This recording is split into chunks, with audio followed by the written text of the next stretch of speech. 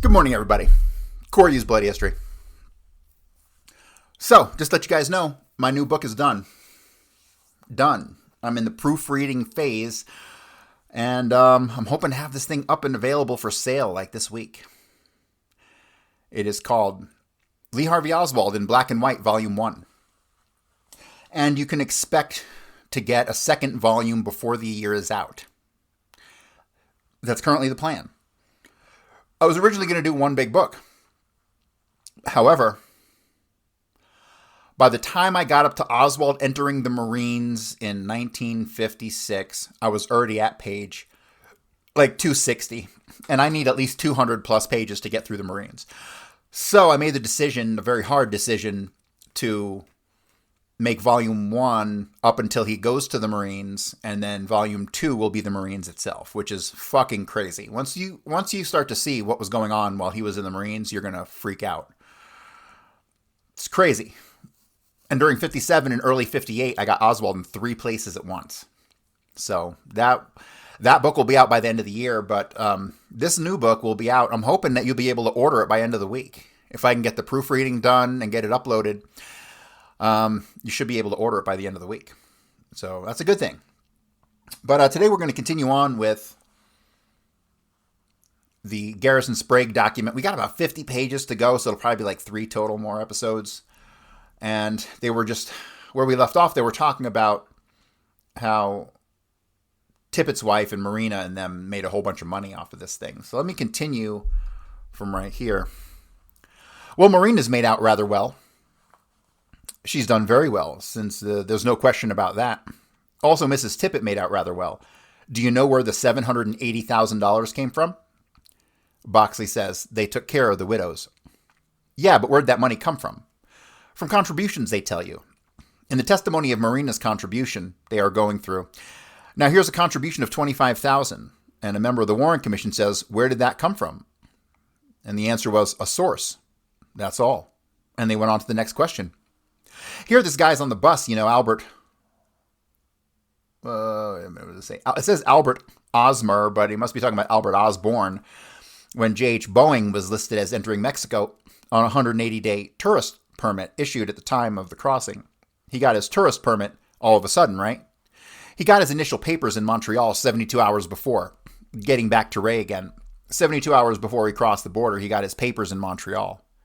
You mean the vaccination permit? You may be wrong on that. Now, the descriptive data furnished by Boeing was sketchy. Mode of travel not indicated. Final destination given as DF, which is Mexico City. Described as a male American citizen, 60 years of age, married office worker, born in Houston, Texas.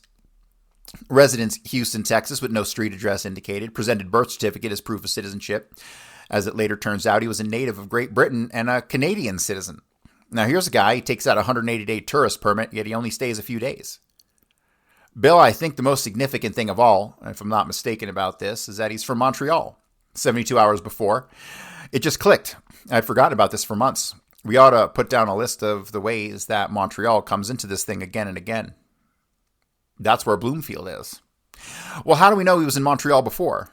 I found it in the Warren Commission report. He found it. I remember we discussed it. It said he was in, that he left Montreal 72 hours before, and here he is on a bus going across the border down there. They've got different modes of transportation, but Montreal comes up too often. Remember, that's where Bloomfield is, who is in this association with Clay Shaw. He's a banker in Montreal. He's probably more than a banker. He's in Montreal, and everything happened in Montreal. Where does Jules Rico Kimball go when he runs away? He goes to Montreal. He went on a plane flight with Shaw and Ferrie to Montreal. The thing I like about this guy is that here he indicates Boeing conducted much of his business in Laredo, Texas, and that's where Oswald had a safe deposit box at Laredo, Texas. What business was he in? Doesn't say. He was just an itinerant independent Baptist preacher going to Mexico City from Montreal. That's right, and indicated he intended to contact friends at Birmingham, Alabama, and at New Orleans, Louisiana en route. He came to New Orleans afterwards. The Young Hotel. Know anything about that? Are you kidding? No, I didn't know that. I know afterwards he came to New Orleans and went to the Canadian Council, and he got his papers to Osborne. Osborne suggested that Bowen could be located. This is when he's putting the FBI here about the identity, that Bowen could be located through the Hotel Young, New Orleans, Louisiana, where he was recently employed. How'd you come up with that? It's in the volumes. Osborne also opined Bowen might be located through Hotel Street, Anthony, Laredo. Moore or somebody might want to check with John and see if they can find any names back around this time. Positively, Boxley says, the Bureau would have been there by this time. Well, you don't know. They have missed some of this stuff. You want to make a note of that, Bill? I think it's real interesting. It's all in the CE 2195 series. Here's a guy established a missionary station in a Baptist church in Mexico, yet he's not a member of the conventional Baptist. Ooh, 2195 series. Let me screenshot this so I can go and dig this up. And they never really find out the station, and they spend pages trying to find out if Albert Osborne is John Howard Bowen. And as soon as they find out he is, they say, oh, well, it's the same guy. This should be the beginning. I thought chasing the history of Sylvia Duran's car was probably the neatest 100 pages they spent through, all the way to the Yadalora and oh my God. Here's the guy who tells the FBI when he gets hard up for funds why he's an expert gardener, and he does that, and he travels the state of Louisiana looking for old books. Now, here's the guy. All right, he's on the Oregon short line a little bit. Little towns in Alabama. Yeah, now talking to Scotland Yard, talks to his brother and sister in England. He hadn't seen them for years. You know, they sent it to Box 308, Laredo, Texas. Okay, they continued to use that address until Albert suddenly appeared in Grimsby in early November 63. According to Walter Osborne, Albert traveled to Prestwick, Scotland, in the company of a group of scientists who were going to Iceland to photograph a volcano which has emerged there from the ocean. It was going to emerge on November 22nd, and then everyone breaks out laughing. That is kind of funny. It is not known whether he got off the plane in Prestwick before or after the expedition of the photographing in Iceland. However, he traveled overnight by train to Prestwick and arrived early in the morning. That Mrs. Featherton's home remained there 4 or 5 days and left for London. Sitting, he was going on to Spain. So he arrived. She received a letter from his postmark, New York City, December 14th, safely after the assassination. He had to get back because he had some gardening job. I heard about that volcano. It spewed out ice. When they talked to another sister in Gary, Indiana, she said she never heard of Albert having any scientific or technical skills or being involved in oceanography or other scientific projects. There was pure structure. Here's your Montreal. From New York, the paraphetic Osborne Bowen apparently returned briefly to Mexico before setting out again. A letter from her received January 13th, 1964 at the Central WMCA in Montreal. Well, he goes to Alberta too. Right, if you have any mail for me, will you kindly forward it to General Delivery, Detroit, Michigan, USA? I'm going to Alberta instead of coming to Montreal as anticipated. The letter was postmarked in Mexico. Just another face in the crowd. I think this is an NSRP underground structure. Here's the church structure. They are different structures any government uses. If you want a further parallel, he had boys camp in Tennessee that they suspected there was some hanky-panky going on. Boy, is that familiar. Where'd you say he was November 22nd? He was checking out a volcano that had just arisen out of the ocean. He could be this NSRP structure, and his contact with the government operation would be in Montreal, but he never encountered the government in the U.S. These itinerant preachers lived pretty well. That's right, but he could encounter the company in Mexico and up in Canada, but never the U.S. You see, when Oswald got the printing done at Jones Printing Company, he used the name Lee Osborne instead of Oswald. There's a question about description here, though. All right, so let me just clarify this. Thanks to Weisberg, we know that the person who picked up the flyers from Jones Printing was Kerry Thornley, identified by Douglas Jones himself through 4 pictures. So Oswald never picked up the flyers there. It was a setup job. He was given an assignment to hand out the photos, and he did. But the name Osborne, the reason the name Osborne is significant is not because of Albert Osborne and Bowen or whatever the fuck. No, Mac Osborne, was another guy at Santa Ana. And that name would have been known to Kerry Thornley, not directly, but he would have known Mac Osborne's name through his handler, which was Buddy Simcoe. Okay. And Buddy Simcoe's handler was Lieutenant Ballantyne. And so that's the intelligence structure that was at play here, monitoring and handling Kerry Thornley in the Marines, right? So the Osborne alias does not come from Albert Osborne. It comes from Mac Osborne, who was also at Santa Ana. Okay. All right, moving on. There's a question about description there, though. They tell us it was not Oswald. I went to see him again with Weisberg, and they swear up and down they did not identify Oswald when the Bureau came, and they do not identify him now. It was an outdoors-type husky guy that ordered the printing. Now, see, that's another bit of bullshit, okay? So, there's only one statement that said a husky guy came and picked up the stuff, right? But that's not true at all, because Douglas Jones actually identified 4 photographs of the man who picked up the flyers, and that was Kerry Thornley. Okay, and that makes perfect sense because Kerry Thornley and Clay Shaw were basically the only contacts Oswald had in fucking New Orleans. But we'll get into Clay Shaw another time. You got to rewrite your book cover. Well, we've obviously broken the whole theory. Garrison says, you have the steady indication of intelligence apparatus and the continued use of Mexico and Canada. It isn't just with one individual, it's endless. This friend of Sirhan's who committed suicide, wasn't he found dead in Mexico? I didn't tell you the latest. The preacher now, Jerry Owens, says that Gonzalez, or whoever it was, the kid says that he was one of the guys who got on the truck with Sirhan. He was in the jail cell when he committed suicide. A lot of guys do that. What's that? What did he hang with? Toreador pants? He hung himself, but not with the pants, and everyone laughs. There's another case of identity problem. Nancy Mooney. There really is a problem because they have structured it to make her the librarian.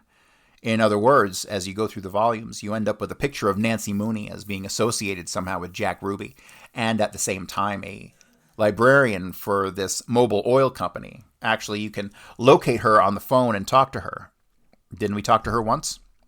Married to Dr. Miller. Garrison says this is what they are really doing, is causing Nancy Mooney, who worked at Jack Ruby's, to evaporate. Because if you look back to the index makes into the same person the girls that's brought the party, given the oil people, and the Nancy Mooney that worked for Jack Ruby. The cross index is like they are the same person, and it's not possible for them to be the same person. One was a hustler that Dago Garner hustled. Dago Garner is loaded all the time at Jack Ruby's and send her out, in other words, as a librarian for Mobil Oil, and they make it the same person. What they did is they actually removed one human being. Well, she was on the scene too much at Jack Ruby's, and she saw some things, and they got rid of her quick. I'm surprised Dago hasn't got it. He blew to Las Vegas. We've had him here in New Orleans. Well, I know that. Garrison says, Dago may be alive because he has such a mixture of truth and shit that you can't tell which is which. He definitely was on the scene at Jack Ruby's and saw an awful lot of things, but he also embroiders other things into it that after a while you just lose your reference point. It's like flying at night with no lights. All right, so the guy they're talking about is Dago, what's his name? Garner. The guy who was working for Jack Ruby, who shoots Warren Reynolds in the head and then goes to jail, and it's his wife, Nancy Mooney, who has an alias also. She ends up killing herself in a Dallas jail, which is kind of weird, right? So the tape is really something. I think there's much truth, but we don't know where to begin. He's seeing Shaw at Jack Ruby's. I think there's a certain amount of truth to what he says, but you don't know where to begin and where it ends. How about Warren Reynolds? Warren Reynolds is my judgment part of a convoy. At least one of the men who shot Tippit merely ran around the block and back to the church. Car 223 covers him. That's kind of involved to get, but that's one area we dug into a lot. As a matter of fact, the jacket which he dropped just before he went into the church, and he's probably protected by Captain Westbrook there. Wasn't there a patrol car there? He's convoyed all the way around. He's safe, but the jacket he dropped leads straight to Los Angeles, which is where Lockheed is, and they never really checked out the jacket. The jacket was Kerry Thornley's, by the way, by people. The jacket does lead to Lockheed. Yeah, it's Los Angeles. What laundry mark? No, it was manufactured in Los Angeles, plus it's got a laundry mark on it that's identical to the one from the Toro Marine Base. Oh, shit. Holy shit. The laundry tag in it was identical to one from the El Toro Marine Base. Holy fuck. Now, this is something that people have argued over for like 20 fucking years. The El Toro Marine, that's goddamn amazing. That is the highlight of this fucking document today. Holy shit. It's just more corroboration that the fucking jacket came from Kerry Thornley. Well, we think we don't know. This guy sent the letter, but nobody's checked that, though. No, the point I'm saying, the laundry marker is not being cleared in L.A. No, even if they cleared it in Dallas, they would have known that. Warren Reynolds was a witness to the Tippit murder. No, he was in a small-time smuggling and stuff like that with Ruby, but he wasn't in an auto-used car. Yeah, the used car lot. Didn't he have something to do with the Tippit murder? Yeah, he saw the guy. Yeah, it's also interesting that he's the one that introduced Hall to General Walker. That is correct. That actually is correct.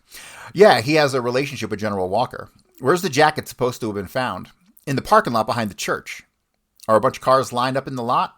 There's a movie at WFAA that shows a copy looking at a jacket lying on the ground and a bunch of cars parked along the right. The church is important because the church was not really used as a church at all. It was bought for this organization in 1962 and sold in 64, and it was a preacher we found out. Graham. Yeah, Obie Graham. He's an NSRP kind of guy. That's right. And the cop holds the jacket up and you can see it blowing in the wind. If you think it's interesting that there was a TV photographer there taking this, Its timing is fantastic. The greatest timing is when they find this guy that entered the Texas Theater without buying a ticket. That woke them up out of their, my God, didn't buy a ticket. By the time they arrest him and bring him to the door, the mob's outside chanting, "Let us have him." Isn't that unbelievable? That's all they need is 2 police cars and sirens. Fantastic. Unbelievably created testimony. The testimony of McDonald is absolutely impossible, the hero and everything. There's no evidence at all of any fingerprints at all on that 38 in the Texas exhibits. That means that his probably weren't on it. Exactly. Oswald never touched that fucking gun unless he knocked it out of their hands when it hit the floor. No fingerprints, no barrel ballistics. I showed you this common photo inside the theater, didn't I, arresting Oswald? No, have you got that? The cashier at the theater. She's scared, but still working for the same chain of theaters. All right, next side of the tape. The incredible thing to me about all of these officers in Dallas is that they had to know he didn't do it. It makes no difference. They're all Minutemen. Do you think that's the major factor? Bill, how about the Fort Worth police? Do you think they're any better? I think they are better in a sense. There are some things that could be checked out with them, Bill, like the guy that's being redacted here, the old guy. No, not House, the old guy. House was the young guy, about 20 years old. It's interesting to know who this guy was. Oh, he's talking about Kenneth Glenn Wilson. You want a name to go do some digging into? Kenneth Glenn Wilson. That's the name of the guy who was arrested at the house on Belmont, where I'm convinced David Ferrie was using as a safe house because his light-colored Ford Falcon was there, as per the cops who showed up on scene to arrest Kenneth Glenn Wilson, right? So the Kenneth Glenn Wilson angle is really important. And the other guy he's talking about is a guy named who goes by Donald Wayne House, but his real name is David Wayne House. Yeah, you did. Who's this guy? That's what we don't know. I'll look into it, though. I got some notes on him from Dick, and when I go check on this house, I've given you some new leads, Bill, on the arrest made in Fort Worth. House was younger. Of course, that might not have been House driving that car. That's a thing we don't know. The car checked out for House. It was a Ranger plate, but I think we got to get back again and again when we speak about the facts that the police officers are Minutemen. We see an NSRP structure in order to keep from being mystified, and we see ultimate power and made these wheels move. We've got to remember the consistent connections of all key people of the federal government and the systemic award by the federal government to the defense industries of everybody, because that's what's concealed. You don't see that in the 26 volumes, but you look at all these people now and they are either going to Boeing or coming from Boeing. They were able to use these different structures, but the real power is the defense power, the industrial warfare complex that leads to Amon Heaton. Ooh, I don't know who that is. I haven't even mentioned him yet. Before we run out of time, I guess we better wait until he comes back. Have I told you about Heaton? We've got an ally who has tremendous insight into the warfare complex because he was a rather high-ranking, apparently, Air Force pilot, personal pilot of General Spota, when he started his own airline of some sorts after the war, and he was put out of business by the Washington operation. by the big defense industries. And this got him interested. And then he went into packaging business for shipment. And he found when he went to Washington, he couldn't make any sales because U.S. Steel had a lock on it. There was no bidding at all. The U.S. Steel had direct connections with the White House. For some years, he's been digging away at this defense complex, trying to find what made the thing work, but he never connected the assassination until the third one. Since the third assassination, he's been digging into Vietnam, and everything he's produced some fantastic data. It's almost unwieldy. Oh, we got to find this guy. Looks like his name is Amon Heaton, Amonheatin, Amon Heaton. It's phonetic, so it might be wrong in the spelling, but Amon Heaton is someone we got to figure out who that guy is. Dig into Vietnam and everything else, he's produced some fantastic data. It's almost unwieldy. It's precise data, including the results of an 18-month inquiry he conducted into what was happening in Vietnam in economic terms. The unloading of whole shiploads straight into black market trucks waiting at the pier. I'd rather, instead of trying to describe what he's done himself in many, many pages, I would rather just make it available this weekend to you. How long are you going to be here? I'll be here until at least Monday afternoon. Well, we'll get the book from Jim Alcott tomorrow. It's almost too much. This man has been digging away at it and what he has done. What form has he put it in? He's shown the point of view of Washington. He was lobbying in Washington for years, trying to overcome that Lockheed and Boeing and Pan American and all these other corporations' edge had on the U.S. government. And he started thinking when Bobby Kennedy was killed about the curious suicides that occurred in the months before Washington, the fact that month before John Kennedy was killed, he had never dug into them. So now he goes back and digging into them, starts digging into the administration under Eugene Zuckert. It occurs to me now that one of Kennedy's close friends the day before the assassination jumped out of an office building in Miami. That's right. The former ambassador to Ireland or something. That's the guy. Which Kennedy?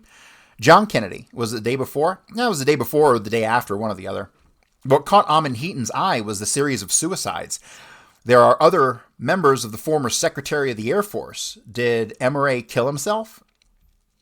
You aren't talking about Forrestal, are you? That's in one of the notes on his stuff that you need. I thought it was Emiri. He was fired and coached Lear. He was a top lobbyist for airplane manufacturers, a man who was very important at the White House.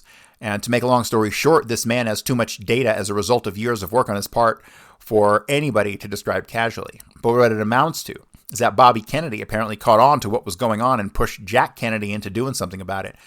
Naturally, they contribute to both sides. Jack Kennedy had gotten contributions too. But the point is, something was being done about the warfare structure and the fantastic power it had. And this man working on a different level than redacted, fuck you. With no attempt to deal with courtroom evidence at the Dallas level, he worked at the level of two areas, Washington and the Vietnam operations. And you come up with nothing but Boeing, Lockheed, Pan American, the defense structure again and again as being responsible for the entire operation. But it's done from the point of view of cause and effect. The former head of General Dynamics committed suicide 2 weeks ago. Lamoti Kou, K-O-U, shot himself in the head. You had Wisner. Frank Wisner was deputy for plans at the CIA. A.E. Sedgwick here, the guy who was on the International Trademark here and all. Yeah, Sedgwick killed himself. Shall we start the list like Penn Jones, but one of suicide? Sedgwick was with the Cordell Hull Foundation, which was one of the outlets for the CIA. And also, he wasn't one of the employers of Lee Harvey Oswald before he went into the Marines? Yeah, he was connected with that import-export firm. Ooh, he's talking about Tujagues. That's crazy. He was the real owner of it. Ooh, so Tujagues wasn't the owner of Tujagues? What the fuck? A.E. Sedgwick. That's the guy's name. A.E. Sedgwick. That's right. Sedgwick was the real owner. That's right. We just came across that recently and I forgot about it. Well, there you are. That's the import-export business that Oswald was referring to in Los Angeles while he's still in the Marines. So Sedgwick knew something about what was happening.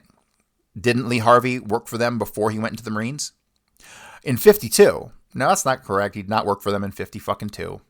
52, let me see, where would he have been? 52, he was still in fucking New York at 11 years old or 12 years old. So get your dates right, Jim. Jim, what was Cosmo Shipping Company? Is that for real? That's a good point because there were several during which I was a world-leading expert on the Cosmo Shipping Company. And you can ask Bill because I found things wrong that lead to many other things, but I never stopped to think. Is there a Cosmo Shipping Company? I think it's Segali in the Segali building. I don't think it's there as much of a firm. That could have been your front operation. But the references including Charles LeBlanc, the man who promptly announced afterwards that Oswald was no good, they had to get rid of him. Charles LeBlanc is at this practically intelligence operation. He gives wrong addresses for them. There's something curious about the Cosmo Shipping Company application. It doesn't ring true. I just wonder what the Cosmo Shipping Company is at this point. I don't know. It's a question I never asked. I think it's a good question. I have a huge long list of CIA fronts back in Washington. I'll check it out, but I don't recall anything. I think it's probably small. It's probably ad hoc. There's a pretty long list. Is the list still there? Do you know, Jim, the Cosmo? I don't know. I have to take a look. I have a 1963 book, you see. I don't think it is. If you had to pick 10 names of guys who would really like to go after hottest and heaviest, what names would you pick? You mean in terms of individuals? Well, I think I would take them in regard to who we expose, so to speak, in a sense that their positions are indefensible. Cosmo Shipping, 107 Camp, the Segali Building. I'll tell you something that's interesting there. That leads back to Lou Davis. The Segali Building. Segali, it's in Oswald's notebook. It was kind of interesting. He's a pretty live character. In other words, it is possibly that Galt was on his way to the Cosmo Shipping Company for all we know. And Sedgwick, remember it's phonetic, I'm trying to interpret it. He owned the other import-export company, Tujague's. Now, Tujague in turn was on the board of directors of the list of incorporators forming the Friends of Democratic Cuba. See, we got one huge structure here, really. It isn't that huge. Well, one part connects with the other. In a sense, you can go in a circle. Isn't that huge? You're right. You end up looking at Friends of Democratic Cuba, and then you see Bannister, Tujague, Grady Durham, William Dalzell had keys at the post office just like all the others. Dalzell Associates, and then he lived in the American Embassy in Rome. He was AID in, holy shit, Bill Dalzell was connected with U.S. aid in Ethiopia. That's fucking wild. Speaks Swahili, half a dozen languages. Very tough, very cool. I spent an hour with him in the grand jury. He knows nothing at all about the Central Intelligence Agency. He went to Georgetown, speaks half a dozen languages. Merely lived in the American Embassy in Rome, merely had a company called Dalzell Associates in Washington, D.C. And I said, what are you doing now? He said, I'm busy working with a Ethiopian oil company. Does he know you had an Ethiopian pipeline coming in here? He knows all about CIA because he knew exactly what buildings there are near the Lincoln Memorial. The old wave barracks were used by the agency back in the early 40s. He knows that was the clandestine operations training center at that time. He admitted it to me. There are some people you can do almost nothing with, though. He's one. He said he was Signal Corps intelligence about this fellow who went with the American Medical Association Political Action Group in Chicago. Anybody hit them up? Who's that? He's a guy like Dalzell. He was in the newspapermen in India. He was a newspaperman in India. Richard Baldwin. Yeah, it's Ed Baldwin's brother. He's CIA. Dalzell was mentioned on the part of the Ferrie notes that he got Xerox too, isn't he? Yep, he is. Yep. We could tie the CIA right with Bannister Atlanta right-winger operations. That's the closest tie we've got to CIA. He has it misspelled. He called him by his nickname. What's that? Billy Littlehorse.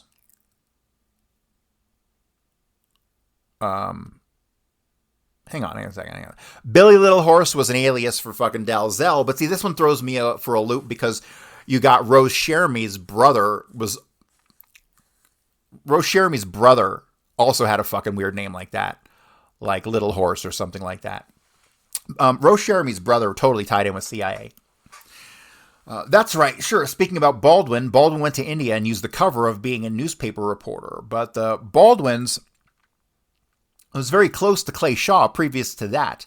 And then when he came back, he got a job in Chicago. So he's definitely company. But he's a connection with Shaw. He may be trying to get out of the company. I don't know. That would be nice to find somebody who was. That would talk. A historic event. Whatever it does is not going to live long. I think that's what it is. It's not much the paper they signed as the discipline by murder. Don't you think so, Bill? That's very persuasive. Garrison says, well, the thing about these falls from 6-story windows is you don't always die of a heart attack like the guy, but you live with these terrible headaches. Can't you see a doctor or something? Well, how long have you been having these headaches? The safest thing in the world is to be a communist in New Orleans. You get a lot of doctor and a lot of police protection. The safest place seems to be Russia because the premier of Russia can actually go shopping among crowds and everything. Can you imagine Lyndon Johnson or any president doing that? They'd tear him apart. I was thinking about what you said about putting the antlers on you. The other possibility is sending you to Spain and putting a pair of horns on you, and sending him into the bull ring. That was important because of Belai's role. It showed how they can pick anybody from any city, any occupation they want, paint a scenario with any colors they want, almost any time. That's why I think it was imperative when I had my operation that I go into a small hospital with one very good surgeon where we had a controlled situation. But a major hospital, God knows how many doctors are CIA. There's no telling. They come up with lawyers as fast as they can, as fast as they need them. Doctors, coroners, anything they want. They also use the guy who's the son of a judge with an Italian-sounding name. That's why you can't let these individual costumes fool you. In the final analysis, you're dealing with the government. I know, Medina. Now, that may be in that firm. When we get back to the discussion of individuals, sometimes we lose our perspective unless you keep in mind the government background. What's going to happen with the Supreme Court now? What are they going to do? They're going to keep the case locked up probably until last May, which will give the government plenty of time to work out a solution to the problem. They're probably going to give it your next election campaign. They aren't going to let it go to trial. There's no way that he can be acquitted, and that they have to know that by now. I've been saying that there will not be a trial privately for about a year. When we closed the door on him and made a case, that was the last chance for a trial. Have you considered the alternatives in the case, trying to one of your lesser characters? We intend to do that, but we cannot take a chance on anything less than assure this thing. The others are pretty good cases, but I would say the strongest case offhand would be Thornley. But I anticipate when the time comes that we will encounter problems getting him to trial that are not now predictable. Things that come up. I think my non-hearing may help if we can get to it. I think that's what's going to happen, because that's gets it laid out on the table somewhere in a sexy fashion. We have a control problem here. You're the DA of a big city. Well, the government has ways of delaying cases. They've got a way of getting people unelected, too. I can't worry about that. It wouldn't bother me. It would sure put you out of business. Is that a promise? When is your next election? I haven't the slightest idea. I haven't given that any thought. Just like I don't answer criticism by critics, I do nothing but move ahead the next year or two, I guess. But I had an idea I found kind of intriguing about maybe Warren. If Warren and Fortas do not rescue themselves in this Clay Shaw thing that is now coming before them, it seems to me you ought to argue that point before the Supreme Court and get all the publicity you can get. If you need a volunteer to help you, I will be glad to do it. Garrison says, thank you very much, but I think they will handle it, so the question won't come up. I think you're right, but if either of them refuses to repute themselves, you make a motion that they do so. They wouldn't let us get a bite on it. Well, that would be stupid if they did, on the other hand. Warren recusing himself shows that he shouldn't have taken the redacted in the first place and Fortas. Now listen, he can't recuse himself, otherwise he'd admit he had some kind of... Fortas would have a problem, wouldn't he? The very fact that he'd recuse himself? Why? Warren couldn't do it. Yes, but don't just go for Warren. Go for Fortas, too. I already brought that up. My lawyer, who is one of the most distinguished lawyers in New Orleans, the biggest practice in New Orleans, who was volunteered to represent us, immediately said it was a mistake mentioning Fortas' name. I said it wasn't a mistake at all. It was necessary to mention it. He said, no, you made a mistake. The point is that this is the way lawyers think. You're right. You have to go for Fortas right away. I did it immediately, and I still had to explain to my attorney what the point was, because the law is irrelevant. This is what it's about. This is play acting. Talking about to Fortress was like talking about the law to guys on the grassy knoll, and Thornberry too. Yeah, isn't that unbelievable? Well, Thornberry would have to recuse himself as having been the one to try Nigel. It would be better to handle it generally. You would ask him to recuse himself because of his relationship with Richard Nagel. That's the only way to do it. You know, they used that big weight, though. They used Leon Jaworski in Houston to get Lonnie Hudkins fired from the Houston Post right after his story. God damn those letters. How would Lonnie be as a witness? Lonnie's story about the FBI informant is routine. Boxley says, yeah, right after he told that, Jaworski came over and they fired him. Now he's back at the Post. That's Johnson's man. Well, if he's back at the Post, he probably wouldn't be a very good volunteer. No, I don't think he would. Seth Cantor might make a pretty good witness if I can get him to come. Do you know him? Vaguely. I've met him. Does he still sign the White House? I don't know, but he's a gutsy sort of guy. There's some indication, though, that Bobby was one too many for the Post, too. Chicago struck the Post real hard and closed doors that may be cracking a little bit if we could take advantage of them. I think you all ought to take a look at some of this Amos Heaton tomorrow. I think you'll find it fascinating. Is there more of it published? Yeah, but he's going to have it put into publishable form, but he's dynamite. And the only way you can describe it by a man who spent years seeing this operation. It says he sees the industrial complex more clearly than anybody I've talked with or read. As a matter of fact, if it can be put in manageable form, it would be the most important to have it published. But at the same time, the government would have to fight it tooth and nail. I bet his publisher couldn't even buy the paper to print it on. I really think that this would be the problem. I'll tell you how it has to go for the jugular vein. The name of it is that Assassinations of the Industrial State, and it just starts right off with the warfare structure and goes into it with the names of individuals, the Washington operation, the Vietnam War, and actually he's got an overload of truth on his hands. Bill, you might have some good ideas about what can be done with this guy's dug up. Maybe it can be harnessed. Sorry, my goddamn phone's ringing in the fucking background. No one ever fucking calls me, ever. And then someone calls me during the show. So let's wrap up this page and we'll be done with it for the day. Bill, you might have some good ideas about what can be done with this you guys dug up. Maybe it can be harnessed. Ramparts can publish it. Yep. In other words, it's harnessing problems and it comes out in torrents. You find yourself. You can open any page, but he's digging into new areas. He's been doing it for years, but he's never connected it until Bobby Kennedy was killed. And then he started putting it into place. Here he had done the work. I imagine his phone is monitored by now. I wrote him back, but I couldn't send him the material I wanted because I figured that they got this outcoming letter to me, and one way or the other. I was asking Bud why he didn't answer a question I posed to him in a letter 3 weeks ago. Oh, it hasn't arrived. It hasn't arrived. I sent all of his photographs back from the Senate, specially wrapped, and somebody took a sledgehammer to the package, literally. Yeah, they took this ring here. It's a new binder because the ring on the old one was all bent and ripped completely out, and you have to use some sort of strength to do that. Maybe we should start using Railway Express or some other means of communication. Does the Senate usually have trouble with mail like that? No, they don't. Very rarely that does happen because when it happens, normally it's the post office department that gets pretty nasty call, and they like to see that it doesn't happen. I bet they got a lot of phone monitoring and stuff like that. The Bureau had this thing on the switchboard for many years, but that has never been torn out. Did your secretary do the packaging? I personally went down and saw it done because I wanted it wrapped right, but it's obviously a waste of time. We have a wrapping room. Well, it was rewrapped when I got it. Well, that's nice. I've got to go now. What's the schedule for the morning? You're all going to take a trip, aren't you?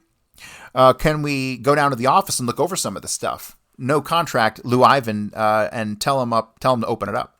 Oh, contact Lou Ivan and tell him to open it up. We can do one or the other. Not going to use over Mississippi if we don't call ahead.